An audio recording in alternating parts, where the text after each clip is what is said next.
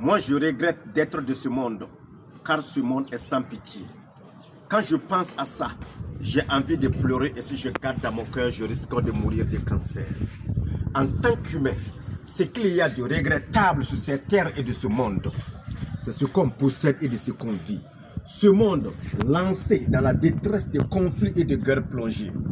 L'humanité dans une vie angoissante et regrettable. Les maux du monde ne proviennent que d'hommes sous une vie concurrente et compétitive. On se lance dans des circonstances, guerre, conquête et esclavage, qui font que l'homme redoute de son créateur, le bon Dieu tout-puissant.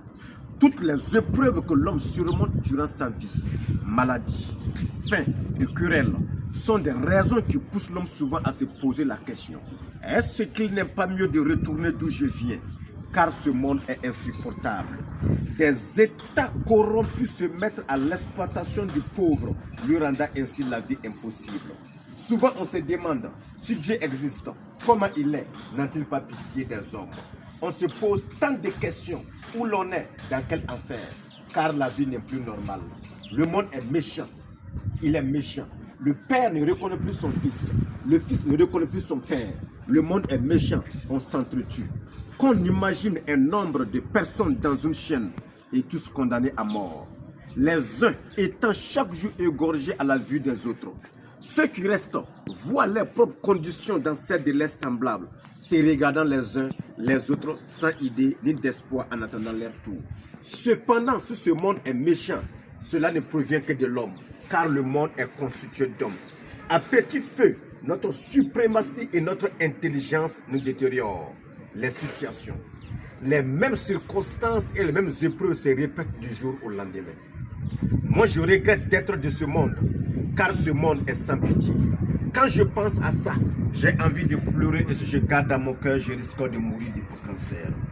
Et pourtant, c'est nous qui avons faim et soif. Il ne reste que la peau sur les os. Nous devons nous associer pour la protéger, mais nous nous associons pour la détruire. Nous n'avons pas pitié de nous-mêmes. Nous provoquons la guerre de gauche à droite. Des innocents, des étrangers, des inconnus ont été tous tués. Où vont-ils, ce monde et cette vie? Les parents et leurs enfants ne savent où aller et ni mettre la tête. Que de guerres déchirent nos contrées. Que de querelles divisent et dirigent nos dirigeants. Que de combats tombent des tonnes ici et là. Que d'arbres alimentent ces conflits. Que de victimes mortes ou mutilées. Quel cauchemar, ô toi paix. Quand viendras-tu apaiser les cœurs? Quand viendras-tu endiguer ce conflit? Quand viendras-tu penser ces plaies?